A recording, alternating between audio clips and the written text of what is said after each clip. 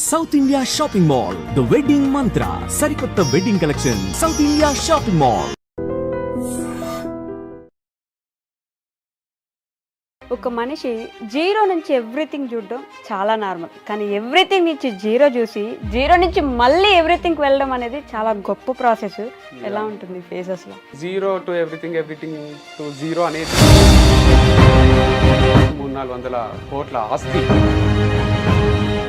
Divorce అయినప్పుడు I'm nothing, I'm zero అనిపించింది. అయ్యో ఎందుకు ఇలా ప్రతిదీ బ్యాక్ స్టెప్ వెళ్తున్నాను, మళ్ళీ ముందుకు రావడం కష్టమేమో కదా, ఇలాంటి క్వశ్చన్స్ మీరు అన్నట్టు లైఫ్ ఇస్ సింపుల్ అనుకుంటుంటే మేము యాజ్ ఇట్ ఈస్ అట్లనే అనుకుంటుంటే ఇప్పుడైతే మేము ఇద్దరం కలిసి బిజినెస్ స్టార్ట్ చేసినామో అప్పుడు స్టార్ట్ అయింది. దానికి అమ్మాయిని వేసుకొని తిరుగుతున్నావా, అది అమ్మాయిలు లేకపోతే పని కాదా అని అన్నారు. మీ లైఫ్ లో జరిగే సెకండ్ సైడ్ ఎందుకు చూపించారు? అదొక బాధ పంచుకుంటే పెరుగుతుంది. చాలా నచ్చింది లవ్ రెడ్డి మూవీ, బట్ ఒక బాధ మళ్ళీ రిపీటెడ్ గా చూడబుద్ధి కాదు. సో మీకేమైనా అట్లాంటి రియాలిటీ హిట్ అయిందంట? యా, చాలా చూపించింది. గోవెన్ ముందు నేను ఒక ఆఫీస్ బాయ్ లాగా తిరుగుతుంటే ఇంకా దాని మీద ఎందుకు స్టిక్ అవ్వలేదు? ఎప్పుడు కూడా కావాలనుకున్న పరిస్థితులు స్టిక్ గా అనియలేదు చాలా సార్లు. దిల్ రాజు సార్ దగ్గర ఓకే ఫ్యామిలీ వేరు, ఆ ఫిలిం ఇండస్ట్రీలో ఆ ఫ్యామిలీ వేరు, ఇక్కడ ఉండలేను, ర్యాగింగ్ అవుతుంది, నాకు నచ్చలేదు అని వచ్చేసిన. మీరు మిస్ అవుతున్నారా ఏమైనా? నాకు అలా కనిపిస్తుంది, మిస్ అవుతున్నట్టు కనిపిస్తుంది. ఎందుకు నాకు మిస్ అవుతున్నట్టు ఏం కాదు. ఎందుకు ఉడిపోయారు? మెయిన్ రీజన్ ఏమైంది?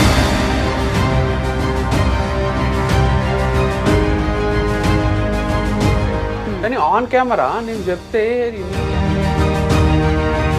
ఇచ్చా, నాకేమైనా లవ్ చేసి పెళ్లి చేసుకున్నా, నేను మిస్ అయితా అన్నీ ఉంటాయి. మీరు ఇప్పుడు నేను కళలో నుంచి నీళ్లు తీసినా కూడా ఏం ఉపయోగం లేదు కదా. హాయ్ హలో నమస్తే, welcome back to our channel. నేను మీ వైషు.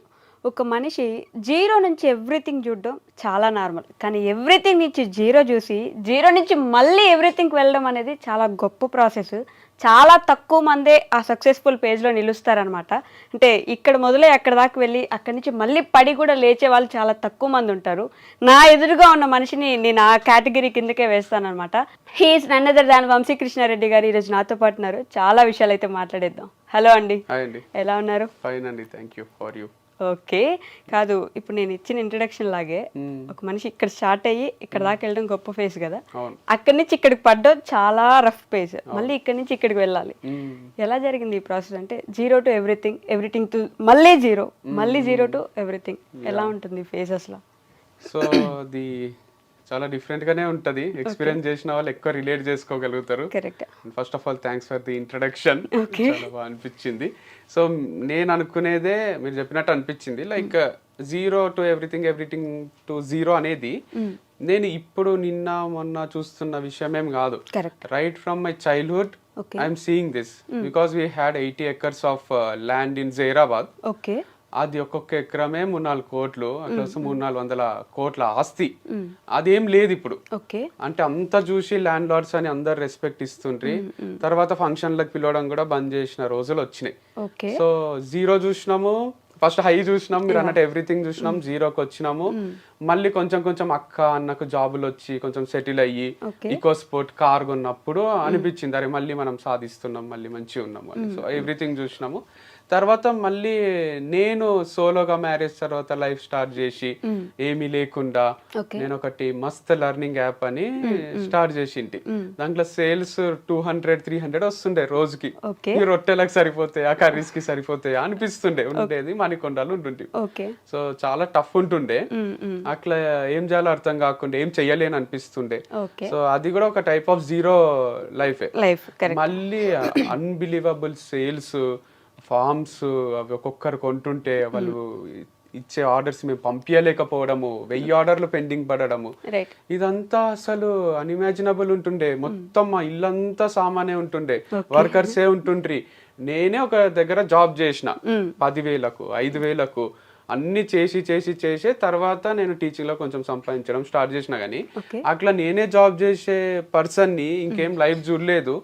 నా కిందనే 20 మంది ఎంప్లాయీస్ ఉండడము, వాళ్ళు మిస్టేక్ చేస్తే దాన్ని ఎట్లా నేను రెక్టిఫై చేయాలని ఆలోచించడము, దానిపైన కూడా వీడియోస్ చేస్తుంటే మా వాళ్ళు లేబుల్స్ వేసిండ్రు. ఒకసారి వాళ్ళు సెప్టెంబర్ లో పంపిస్తున్నారు సామాను, మ్యానుఫ్యాక్చర్ డేట్ ఏదో నవంబర్, అడ్వాన్స్ అన్నమాట. అందరికి సారీ చెప్పిన అది రాంగ్ ప్రింట్ అయింది, నాకు క్షమించేసేయండి అని. అట్లా కూడా చేయాల్సి వచ్చింది. అందరు అన్నారు ఇన్ఎక్స్పీరియన్స్ ఉంది భయ్యా నీకు అది ఇది అంటే. అనుకోకుండా అది అంత పెద్ద సంస్థ అయిపోయింది. చిన్నగా స్టార్ట్ చేసింది ఒక ప్యార్లేజీ బిస్కెట్ ప్యాకెట్లు ఎట్లా కొంటారో ఇప్పుడు మ్యారీ ప్యార్లే మ్యారీ అని అంత లెవెల్ యాడ్స్ ఇచ్చినాం మేము. సో మేమే చేయడం వీడియోస్, దాని వల్ల అంత సేల్స్ ఉంటుండే. సో అంత చూసినా అంత అయ్యింది. మళ్ళీ డివర్స్ అయినప్పుడు ఐఎమ్ నథింగ్, ఐఎమ్ జీరో అనిపించింది. So no professional life, no personal life, what is this అనిపించింది. Then again professional life start చేసి మళ్ళీ ఒక సంస్థని ఏర్పాటు చేసి దాంట్లో 30 మంది ఎంప్లాయీస్ ఉంటూ అది నెక్స్ట్ లెవెల్ బిజినెస్ చేస్తూ అసలు కౌంటర్లో ఖాళీ ఉండకుండే ఆ లెవెల్లో బిజినెస్ అవుతుండే, ల్యాక్స్ లో అవుతుండే. సో అంత చూసి అంత అయ్యి నేను నా బర్త్డే కూడా ఇంకా బాగా గుర్తుంది. నా May 31st నా బర్త్డే. అప్పుడు నేను కూర్గులు ఉన్నా, ఎంత అంటే అంత ఖర్చు పెట్టే స్టేజ్లో ఉన్నా, మంచి రిసార్ట్ తీసుకొని. మా అన్న బర్త్డే April 21st, ఒక 1 month ముందే. అప్పుడు నేను పాండిచ్చేరిలో ఉన్నా. అప్పుడు కూడా ఫ్రెండ్స్ తోని అసలు ఒక షాప్ కి పోయి ఇది కొనొచ్చా కొనరాదా, ఈ రూమ్ తీసుకోవచ్చా తీసుకోరాదా అని ఆలోచన లేదు. ఎంత అంటే అంత ఖర్చు పెట్టే స్టేజ్ అప్పుడు కూడా. సో ఈసారి మా అన్న బర్త్డేకి ఇంట్లోనే ఉన్నా, టీవీ చూసుకుంటా, క్రికెట్ చూసుకుంటా. ఒక 1000 రూపాయలు కూడా ఖర్చు కాలేదు. లాస్ట్ కేక్ కూడా మా వంతో కట్ చేపియలే, నేను బయట బిజీ ఉన్నాడు. సో అట్లా అయిపోయింది. నా బర్త్డే వస్తుంది, ఇప్పుడు కూడా అసలు ఏం ప్లాన్స్ లేవు, ఎటు పోయేది లేదు. కూర్గో, పాండిచ్చేరినో, గోవానో పోయేంత సినిమా కూడా లేదు. అంటే మారిపోయింది చాలా. బట్ దేవుడిచ్చిన గిఫ్ట్ ఏంటంటే పని ఇస్తున్నాడు, అదొక్కటి మస్తు హ్యాపీగా ఉన్నా. అంటే మన ఖర్చులకు తగ్గట్టు కొంచెం డే అన్న గడిచేటట్టు పని అవుతుంది. సో మీరు అన్నట్టు జీరో చూసి ఎవ్రీథింగ్ చూసి మళ్ళీ ఇప్పుడు జీరో చూసి ప్రమోషన్ స్టార్ట్ చేసి సంథింగ్ అయితే చూస్తున్నా. ఎవ్రీథింగ్ ఎప్పుడు చూస్తున్నావు, but this is something is happening. But there are so many factors. Like నేను అనుకున్నది దైవం దలిచింది వేరు ఉంటది అంటారు కదా. నేను అనుకున్నది ఒకటి ఉంటుంది, పెళ్ళి అయిపోయింది, ఇక నెక్స్ట్ ఏముంటది, ఇక మంచి లైఫ్ ఉంటది కదా, పిల్లలు స్కూల్ వేయాలి, ఇట్లాంటివి ఉంటాయి కదా ఎక్స్పెక్టేషన్స్. అదేం జరగలే. తర్వాత కంపెనీ స్టార్ట్ చేసి మొత్తం తెలుగు స్టేట్స్ లోనే ఇట్లా చెయ్యాలి వైఫ్ అండ్ హస్బెండ్ అంటే, లేదా వంశ ఒక్కరు చేస్తున్నా ఒక్కరైనా ఇట్లా చెయ్యాలి అనే స్టేజ్ నుంచి మళ్ళీ ఏం లేకుండా అయిపోయింది. సో మళ్ళీ ఇప్పుడు ప్రమోషన్స్ అని ఇది చేస్తున్నా. But life has taught me so many things. Like people ఎట్లుంటారు, ఎవరు మంచోళ్ళు ఎవరు చెడ్డోళ్ళు. ఫస్ట్ డే మంచోళ్ళలాగా అనిపించిన వాళ్ళు తర్వాత మనకు వాళ్ళు మంచోళ్ళు కాదు అని అనిపించవచ్చు. సో వీడేంది వీడు అసలు వీడేమైనా పనికొస్తాడా మనకు అనిపించిన ఎంప్లాయీస్ కూడా లాస్ట్ వరకు మనతోనే ట్రావెల్ చేయొచ్చు, మనతోనే ఉండిపోవచ్చు. సో అట్లా మనము ఒకటి ఎస్టిమేషన్ మనకు ఒకటి ఉంటది కదా, వాళ్ళ మైండ్ స్టడీ చేసేది, ఒక గెస్ చేస్తాం కదా. ఆ గెస్ వర్క్ అనేది 100% రైట్ కాదు. ప్రాబిలిటీలో ఒక్కొక్కసారి కరెక్ట్ కావచ్చు, ఒక్కొక్కసారి తప్పు కావచ్చు. సో అన్ని వదిలేసి జస్ట్ మన కంట్రోల్ ఉన్న వాటి గురించి ఆలోచిస్తూ ముందుకు పోవడమే లైఫ్ అంటే అని తెలుసుకున్నా. So take each day at a time. ఈ రోజు అయింది, ఈ రోజు అయిపోయింది, హాయిగా పండుకున్నామా లేదా, 1 thing at a time, each day at a time లాగా ముందుకు పోవాలి తప్ప ఫ్యూచర్ ప్లాన్ ఏవి పెట్టుకోరాదు. వంశీ గారు అంటే మీరు చెప్పినంత, లేదంటే నవ్వుతూ చెప్పినంత ఈజీ కాదు. ఇవన్నీ చూసి ఒక్కసారి లోలో పడ్డం. లోలో ఒకప్పుడు వంశీ గారు అంటే, లేదంటే మీ అన్నయ్య అన్నప్పుడు కూడా ఫుల్ రెస్పెక్ట్ ఉండేది. ఏదైనా ఒక చిన్న వీడియో వస్తే ఆంధ్ర తెలంగాణలో ఫుల్ వైరల్ ఉండేవాళ్ళు. ఇప్పుడు ఏదైనా సరే కొంచెం చెప్తే కూడా వీళ్ళ ఇంట్లో లేని మాకు చెప్తారు అనే మాటలు వస్తాయి. మీరు కూడా ఒక మెంటల్ స్టెబిలిటీ కోల్పోయి, అయ్యో ఎందుకు ఇలా ప్రతిదీ బ్యాక్ స్టెప్ వెళ్తున్నాను, మళ్ళీ ముందుకు రావడం కష్టమేమో కదా, ఇలాంటి ఆలోచనలు వస్తుంటాయి కదా రెగ్యులర్గా. ఆ స్టేజ్లో ఎలా తీసుకున్నారు అసలు? ఒక్కొక్క రోజు మేబీ మీకు ఆలోచనలో అసలు మళ్ళీ ముందుకు వెళ్తానా లేదా, చేయగలనా లేదా, ఇలాంటి క్వశ్చన్స్ ఏమైనా ఉండేనా మీకు? ఉన్నాయి, ఉంటూనే ఉంటాయి. మీరు అన్నట్టు లైఫ్ ఇస్ సింపుల్ అనుకుంటుంటిమి. లైక్ నేను మా అన్న కూడా డిస్కషన్స్ ఎట్లుంటుండే అంటే, సీతమ్మ వాకిట్లో సిరిమల్లె చెట్టులో వాళ్ళు పైన నిలబడి వెనకాల యూనివర్సల్ అది బ్యానర్ ఉంటది హైదరాబాద్ లో, నిలబడి మాట్లాడుకుంటుంటారు, చెప్పలేకపోతున్నా కానీ లోపల తుంచేస్తుందిరా అని అంటారు. అదే బాధ ఉంటది మా లోపల కూడా, మా కళ్ళలో కూడా ఒక పెయిన్ ఉంటది అందుకే. సో అట్లా మేము డిస్కస్ చేస్తున్నప్పుడు అంతా కూడా అక్కడ ఒక డైలాగ్ అంటాడు మహేష్ బాబు, అరే ఇంకెన్ని చూడాలి మనము, ఎన్ని చూసినామని ఫస్ట్ అమ్మాయిల పేర్లు అవి చెప్పి, తర్వాత రేపు పొద్దున మనకి ఇద్దరికి పిల్లలు వచ్చేసి గుడ్డగాళ్ళు వచ్చి వాళ్ళు తిరుగుతుంటే ఆడుకుంటుంటే ఇది అది అని మాట్లాడుతుంటారు. మేము యాజ్ ఇట్ ఈస్ అట్లనే అనుకుంటుంటిమి, సరే మన ఇద్దరికి ఇద్దరు వైఫ్స్ వస్తారు, మమ్మీ డాడీ ఉంటారు, మనము నలుగురము మమ్మీ డాడీ 6 మంది ఫార్చునర్ కొనాలి, ట్రిప్లు వేయాలి, ఇదే ఉంటుండే తప్ప ఇట్లా కాంప్లికేట్ అవుతుంది సిచ్యువేషన్, ఇట్లా వస్తుంది లైఫ్ లా. మా ప్రతి వీడియోకి మీరు అన్నట్టు వీడియో రిలీజ్ చేస్తే ఒక్క నెగటివ్ కామెంట్ ఉండకుండే. 2 states లో నెగటివ్ కామెంట్ లేని పీపుల్ ఎవరన్నా ఉన్నారా అంటే నేను మా అన్ననే. సో మాకు డిలీట్ చేసుకోనికి కూడా అవసరం రాకుండే, బ్లాక్ చేయాల్సిన అవసరం రాకుండే ఎవరిని, ఆ స్టేజ్ లో ఉంటుంది. సో కానీ ఎక్స్ట్రీమ్ ఆపోజిట్ అయిపోయింది. అంటే చేసింది ఏమి లేదు పెద్దగా, లైక్ ఎవరికో ఎఫెక్ట్ చేయడమో ఇంకోటో అంత, మళ్ళీ మంచిగా చేద్దామని స్టార్ట్ చేసింది. లైక్ ఆర్గానిక్ ప్రోడక్ట్స్ అంటే కూడా మంచివే కదా అని.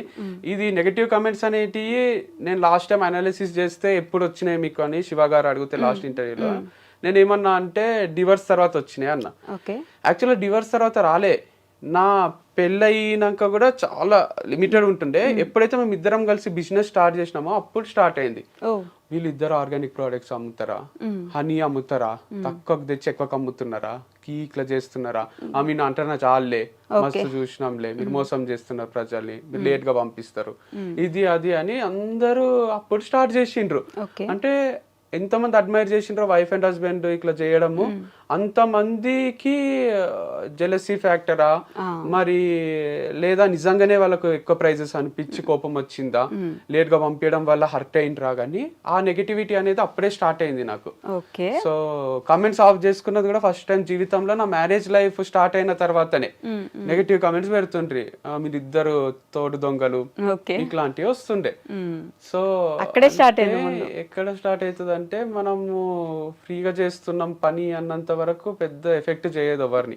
ఎప్పుడైతే వీళ్ళు వీడియోస్ మనం చూస్తుంటే వీళ్ళకి డబ్బులు వస్తున్నాయి, కోట్లు తీస్తున్నారేమో అనేసరికి అది నెగటివిటీ కూడా స్ప్రెడ్ అవుతుందా మరి ఏమవుతుందో కానీ అట్లా స్టార్ట్ చేసిండ్రు. సో అది కంటిన్యూ అయ్యి ఇక ఛాన్సులు కూడా ఇస్తాం కదా మనం. ఇప్పుడు వ్యూస్ చూస్తే కూడా సమ్ టైమ్స్ నేను ఒక్కని సోలోగా చేసినవి చాలా తక్కువ ఉంటుండే, అది మళ్ళీ చెప్పినా కానీ ఎవరికి అర్థం కాదు. 200K వ్యూస్, 2 lakhs, 1 lakh వస్తుండే. ఇక మొత్తం ఇట్లే వస్తే నేను పెట్టుకున్న బిజినెస్ నడిపించలేను, ఎవరికి శాలరీ ఇయ్యలేను అని అర్థమయ్యి అమ్మాయిలను ఎంటర్ చేయాల్సి వచ్చింది. గర్ల్ ఉంటే ఖచ్చితంగా ఒక పేరు లాగా చూస్తారు, దాంట్లో తప్పేముంది, మేమేమి ఇంటిమేట్ సీన్స్ లోనో నటిస్తలేమో, అదొక రొమాంటిక్ ఫిలిం కాదు కదా. ప్రొఫెషనల్ గా జస్ట్ తను నా పక్కనే నిలబడితే ఒక వీడియో చేస్తున్నాము, అది చూస్తారు, షాప్ కి వస్తారు, కొంటారు. అది బాగా క్లిక్ అయింది, కొంటుండ్రి దానికి నెగటివ్ కామెంట్స్ మళ్ళీ 2 states లో మీరు అన్నట్టు ఎంత పాజిటివ్ ఉంటేనో దానికి అమ్మాయిని వేసుకొని తిరుగుతున్నావా, అది అమ్మాయి లేకపోతే పని కాదా అని అన్నారు. పని నాకు కాదు, ఎవరికి కాదు, మీకు ప్రోడక్ట్స్ ఇయ్యలేను, నా ఎంప్లాయీస్ కి శాలరీస్ ఇయ్యలేను, కంపెనీ మూసుకోవాల్సి వస్తుంది అనేది నా ఫీలింగ్ ఉంటుంది. అందుకు అమ్మాయిలు ఉంటే వ్యూస్ 1 million, 2 million, 3 million రాబట్టిండే ఆ ఫార్ములా ఎందుకు బ్రేక్ చేయాలని కంటిన్యూ చేసిన. సో తర్వాత కొంచెం నెగటివ్ పబ్లిసిటీ చేసిండ్రు, వంశీ క్యారెక్టర్ కరెక్ట్ కాదు, వంశీ ఫార్మ్స్ కరెక్ట్ కావు, ప్రోడక్ట్స్ కరెక్ట్ కావు అని. దానివల్ల అదంతా నమ్మకం బ్రేక్ అయ్యి షాప్ కి జనాలు రావడము ఆగిపోయింది. ఆగిపోవడం వల్ల రెంట్లు కట్టలేక శాలరీలు ఇవ్వలేక బంద్ చేసుకోవాల్సి వచ్చింది. కానీ మీ దగ్గర ఉన్న అమ్మాయిలే వెళ్ళిపోవడము, వాళ్ళ దగ్గర నుంచే నెగిటివిటీ పెరగడము, వాళ్ళే నెగిటివ్ గా మాట్లాడుకోవడము, ఆ తర్వాత ఇంకా వేరే అమ్మాయిని ఏదో ఫుల్ గా ఇబ్బందులు పెట్టేశారు, ఆమెకు నెగిటివ్ కామెంట్స్ పెట్టారు అని చెప్పేసి ఒక అమ్మాయి కైండ్ ఆఫ్ యాంకర్ అనుకోండి, ఆ అమ్మాయి ద్వారా ఇట్లా మెల్లి నెగిటివ్ అవ్వడము, ఇవన్నీ కూడా ఫ్యాక్టర్సే కదా. ఫ్యాక్టర్సే అంటే నేను అనేది there are too many things. Like ఇప్పుడు పాజిటివ్ చెప్పేటోళ్ళు వంశన్న గ్రేట్, వంశీ అట్లా అని 99 మంది చెప్పి ఒకడు వచ్చి హౌలగాడు వేస్ట్ గాడు అని చెప్తే మనకు అదే రిజిస్టర్ అయిపోతుంది. సో 99 మంది మన పైన పాజిటివ్ అంటారు, కానీ ఒక్కరు నెగిటివ్ ఉండేసరికి నెగిటివే కరెక్ట్ ఏమో అనే ఫీలింగ్ లోకి వస్తాం. సో అందరికి నచ్చాం కదా మనం, నచ్చని వాళ్ళు నచ్చని విషయాలు 100 చెప్తారు, కానీ అవి ఇంపాక్ట్ చేస్తాయి సొసైటీ మీద. కానీ ఇంకోటి, ఇప్పుడు నేను ఈ ఇంటర్వ్యూ తర్వాత కూడా యాంకర్ వస్తాను సరిగా రిసీవ్ చేసుకోలేదు, నాకు కూల్ డ్రింక్ ఇవ్వలేదు, నాకు టిఫిన్ పెట్టియలేదు, సరిగా నవ్వుతూ మాట్లాడతలేదు, అస్సలు నచ్చలేదు నాకు అంటే యాంకర్ కి నెక్స్ట్ టైం ఇంటర్వ్యూ ఇయ్యరాదేమో మనం అని వేరే వాళ్ళకి కూడా నేను ఎక్కియొచ్చు కదా. సో మీ పైన ఎక్కియడం నేను 100 మంచి చెప్పొచ్చు, చాలా మంచి రిసీవ్ చేసుకుంది, నాకు వస్తానే కాఫీ ఇచ్చింది, ఇట్లా చెప్పినా అనుకోండి నమ్మరు. వీడు ఇంత మంచి వాళ్ళు ఎట్లుంటారు యాంకర్స్ అసలు అని అనుకుంటారు. అదే నెగటివ్ గా చెప్తే ఈజీగా నమ్ముతారు. నా పైన కూడా అదే చేసిండ్రు. పాజిటివ్ గా చెప్పేటోళ్ళందరివి ఓవర్ ది హెడ్ వెళ్ళిపోయినాయి, నెగటివ్ గా చెప్పేటోళ్ళందరివి మైండ్ లో కూర్చుండిపోయినాయి. దాని వల్ల అలా అని అందరూ మహర్షులు కాలేదు కదా, ఋషులు గారు మహర్షులు గారు, అందరి దగ్గర కొన్ని మిస్టేక్స్ ఉంటాయి, యాక్సెప్ట్ చేయలేరు జనం. ఫస్ట్ థింగ్ గొప్పగా చూసాం కదా, ఇప్పుడు ఇలా చూడలేకపోతున్నాము, లేకపోతే మరీ ఎంత గొప్పగా చూస్తే తట్టుకోలేమేమో, 2 ఫ్యాక్టర్స్ ఉండొచ్చు కదా. జెలసీ ఫీల్ అవ్వచ్చు, మరీ గొప్పగా ఉన్నాడు ఇంత చేశాడా అనే ఒక ఫీలింగ్ లో కూడా ఉండొచ్చు. అండ్ మనం అట్లా చేయలేకపోతున్నాము అనే ఒక చిన్న బాధ కూడా ఉండిండొచ్చు, లేదా నిజంగానే జెన్యున్ గానే బాధపడి ఉండొచ్చు. అరే వంశీ ఒక్కడే చేయొచ్చు కదా, ఎందుకు అమ్మాయితో చేయడము. ఇప్పుడు డాడీకి అయినా కూడా నేను ఒక రవి అనే పిల్లలతో తిరుగుతుంటే అంత ప్రాబ్లం ఉంటది. అదే నేను శ్వేతతోనో స్వాతితోనో తిరుగుతున్నా అని తెలిస్తే ఊరికనే ఇంటికి పిలుచుకొస్తుంటే కొంచెం అఫెండ్ అవుతారు వాళ్ళు. ఏంది ఇది, ఎందుకు ఇట్లా వంశీ చెడిపోతున్నాడా, ఏమైతుంది అని అనుకుంటారు. అది కల్చర్ అంతే, ఇండియన్ కల్చర్ లో ఇంకా బాయ్ గర్ల్ ఎవరితో తిరిగినా అంతే అనేది రాలేదు. బాయ్ తో తిరిగితే తప్పు కాదు, గర్ల్ తో తిరిగితే తప్పు, పెళ్లి చేసుకోకుండా అనే ఫీలింగ్ లో ఉన్నాం కాబట్టి కూడా ఈ ప్రాబ్లమ్స్ వస్తున్నాయి. ఓకే, అది కూడా ఒక ఫ్యాక్టర్ అయి ఉండొచ్చు మేబీ. అండ్ మీకు ఒక సైడ్ ఇట్లా డౌన్ ఫాల్ ఎలా స్టార్ట్ అవుతుందో అటు సైడ్ వారధి ఫార్మ్స్ కి అంత పాజిటివిటీ పెరుగుతుంది కదా రోజు రోజుకి, గమనించారా మీరు? నేను గమనించలేదు. I'm very very happy if that is happening. Open గా ఏదో గొప్ప మనిషిని అయిపోవాలని చెప్తలేను, కానీ నాకు ఫస్ట్ నుంచి నేను చెప్తున్నది అది ఇప్పటికీ అదే. వాళ్ళు రేపు పొద్దున ఇంకా 10 ఏళ్ల తర్వాత నెలకు ₹1 కోటి తీస్తున్నారు అంటే కూడా నాకన్నా హ్యాపీగా ఫీల్ అయ్యేటోళ్ళు ఎవరు ఉండరు. వాళ్ళతో నాకు ఎప్పుడు కాంపిటీషన్ లేదు, ఇద్దరిది మంచి నడవాలని ఉంటుండే. సో ఇప్పుడు కూడా నాకు డౌట్ ఏంది అంటే వాళ్ళది మంచినే నడుస్తుందా లేదా అనేది మీరు అందరు చూసి వీడియోస్ ఇంకోటి అనలైజ్ చేస్తున్నారు తప్ప, వంశీ ఫార్మ్స్ కూడా అంతే అనుకున్నారు కదా, వంశీకి ఏముంది లైఫ్ మస్తున్నాడు అని. నేను క్లోజ్ చేసినాక సర్ప్రైజ్ అయ్యారు చాలా మంది. అట్లనే వాళ్ళకి ఇంటర్నల్ ఎన్ని కష్టాలు ఉన్నాయో ఏమో మనకు తెలియదు కదా.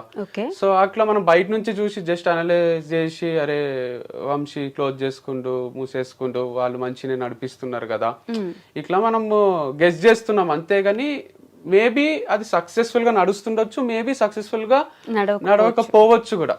వి never know what's happening inside the company or inside a home. Wife and husband ని చూస్తే కూడా మేము పెట్టిన ఫోటోలు, ఎవరన్నా పెట్టే ఫోటోలు చూసి వీళ్ళు ఇంత హ్యాపీగా ఉన్నారు ఏంది అనుకుంటారు. కానీ వాళ్ళ మధ్యలో ఏం కొట్లాటలు ఉంటాయో ఏముంటాయో అసలు మనం ఎట్లా గెస్ చేస్తాం. సూర్య జ్యోతిక అజిత్ శాలిని మంచిగా ఉన్నారు అనేది మన అందరి ఫీలింగ్. లాస్ట్ కోహ్లీ అనుష్క కూడా మీరు చూసిండ్రా? ఎప్పుడు చూసిండ్రు మీరు? కోహ్లీ ఫోన్ లో అనుష్కతో వీడియో కాల్ మాట్లాడడం వరకే చూసిండ్రు, అజిత్ శాలిని స్టేడియంలో వచ్చి కూర్చునే వరకే చూసిండ్రు. అసలు వాళ్ళు ఇంకా వాళ్ళ పిల్లల విషయంలో ఎన్ని కొట్లాడతారో, అసలు ఫీజుల దగ్గర నుంచి ఈ స్కూల్ వేద్దాం ఆ స్కూల్ వేద్దాం, నువ్వు పోయి రత్నదీప్ కిరాణా తీసుకురా అంటే వాళ్ళకి అవసరం ఉండదు, కానీ జనరల్ పబ్లిక్ ది చెప్తున్నా నేనే తీసుకురావాలా ఎప్పుడు. ఇట్లాంటి కొట్లాటలు ఎన్ని ఉండొచ్చు, మీకు అవన్నీ చూపిస్తారా, వీడియో తీసి పెడతారా? సో మనం అస్సలు చెప్పలేం ఎవరి లైఫ్ ఏందని. బట్ ఒక ఆడపిల్ల చేస్తుంది కదా అని కొంచెం సింపతి కూడా పెరుగుండొచ్చు ఆ టైంకి, ఒకటే కష్టపడుతుంది కాబట్టి అని ఇంకొంచెం హెల్ప్ కూడా చేసి ఉండొచ్చు జనాలు. 100%. It's not an easy task at all. అంత పెద్ద సంస్థని నడిపించడం అనేది it's not a joke. So గ్రేటే, అది యాక్సెప్ట్ చేస్తున్నా. ఓకే. అండ్ సోషల్ మీడియాని మీరే ఇట్లా తప్పు పట్టిస్తున్నారేమో, మంచిగా ఉన్నదో లేకపోతే మన ఇంట్లో బాగా జరుగుతున్నదో మాత్రమే సోషల్ మీడియాలో పెట్టడం వల్ల వాళ్ళకి ఏమైంది, బాగున్నారు కదా మంచిగానే జరుగుతుంది కదా అని అనుకుంటారు. ఎందుకని second side of the social media ఎందుకు చూపించారు మీరు? మీ లైఫ్ లో జరిగే సెకండ్ సైడ్ ఎందుకు చూపించారు? ఎవరు బాధ పంచుకుంటే పెరుగుతుంది, చాలా మంది తగ్గుతుంది అంటారు, కానీ నెగటివ్ గా నేను ఏడుచుకుంటా వీడియోలు చేయడము, కొట్లాడుకునే చేయడము, ఇవన్నీ చేస్తే అది స్ప్రెడ్ అవుతుంది, అంటుకుంటది ఇంకొకరికి. మీకు కూడా కొట్లాడుకోబుద్ది అవుతుంది ఇంట్లో. సో నవ్వుతూ ఉండి మంచిగా ఉన్న మూమెంట్సే చూపించబుద్ది అవుతుంది. మనం సినిమాకి కూడా ఈ మధ్యన ఎట్లాంటి ఎంజాయ్ చేస్తున్నాం, మ్యాడ్ స్క్వేర్ ఎంజాయ్ చేస్తాం, కానీ లవ్ రెడ్డి క్లైమాక్స్ ని అంత ఎంజాయ్ చేయమనిపిస్తుంది నాకు. చాలా నచ్చింది లవ్ రెడ్డి మూవీ, బట్ ఒక బాధ మళ్ళీ రిపీటెడ్ గా చూడబుద్ధి కాదు. సో అంత డిస్గస్టింగ్ అనిపిస్తుంది. కానీ బలగం చూసారు, బలగం ఎంత లాస్ట్ వరకు కూడా గొప్పగానే కదా, హ్యాపీ ఎండింగ్ అంటే అంటే మధ్యలో చనిపోవడం ఇట్లా జరిగినా కూడా బట్ ఎమోషనల్ మూవీ చూసిండ్రు బట్ స్టిల్ రిపీటెడ్ గా చూసే మూవీస్ లో mad square DJ Tillu square ఇవన్నీ వస్తాయి. కరెక్ట్. సో కామెడీ మూవీస్, అందుకే మనం అతడు మళ్ళీ మళ్ళీ చూస్తాం టీవీలో. అండ్ వేరే కొన్ని మూవీస్ ఉంటాయి ఆరెంజ్ లాంటివి కొంచెం తక్కువ చూస్తాం, ఎందుకంటే ఆయన లవ్ చేస్తాడు వదిలేస్తాడు, లవ్ చేస్తాడు వదిలేస్తాడు, అది కొంచెం డైజెస్ట్ కాదు. ఏంది హీరో ఇట్లున్నాడు, సీరియస్ ఉండాలే కదా అనిపిస్తుంటది. అందుకే అప్పట్లో కూడా ఫ్లాప్ చేసిండ్రు. ఇప్పటి జనరేషన్ కి ఏంటంటే జనరేషన్ 2.0 అంటారా ఏమో అంటున్నారు కదా, జెన్జీ బ్యాచ్ కి ఏంటంటే మస్తు నచ్చుతుంది అది. ఎందుకంటే వాళ్ళు కరెక్ట్ అట్లా బెస్టీస్ లాగా ఉండాలి, కొన్ని రోజులు లవ్ చేసుకోవాలి, మళ్ళీ వదిలేసేయాలి, ఇదే కరెక్ట్ కదా లైఫ్ లో అనే ఫీలింగ్ ఉన్నారు. కాబట్టి మళ్ళీ హిట్ చేసిండ్రు అనుకుంటాం మొన్న థియేటర్స్ లో రిలీజ్ అయితే ఆ పాట బాగా హిట్ అయింది. ఇప్పుడు అప్పుడు ఫెయిల్ అయింది, ఇప్పుడు హిట్ అయింది. ఓకే. సో డబ్బు అనేది ఒక మనిషికి మనకి తోడెవరు ఉన్నారు, మన వాళ్ళు ఎవరు కాదు అనే సిచ్యువేషన్స్ ఇట్లా రియాలిటీ చూపిస్తుంది అంటారు కదా. సో మీకేమైనా అట్లాంటి రియాలిటీ హిట్ అయింది అంటారా? యా, చాలా చూపించింది. సో డబ్బు అనేది ఉన్నప్పుడు లేనప్పుడు మన బిహేవియర్ లో ఫస్ట్ చేంజెస్ వస్తాయి. దాని వల్లనే సొసైటీ కానీ ఫ్యామిలీ కానీ ట్రీట్ చేసే విధానం మారిపోతుంది. వాళ్ళని ఎప్పటికీ తప్పు పట్టడానికే లేదు. సో చాలా తక్కువ మంది ఇప్పుడు అమ్మకు కొడుకు కాలు విరిగిపోతే ఎట్లా చూసుకుందో అంతకన్నా మంచి చూసుకుంటది, కానీ బయట వాళ్ళకు ఎందుకు వాళ్ళతో ట్రావెల్ చేయబుద్ధి అవుతుంది.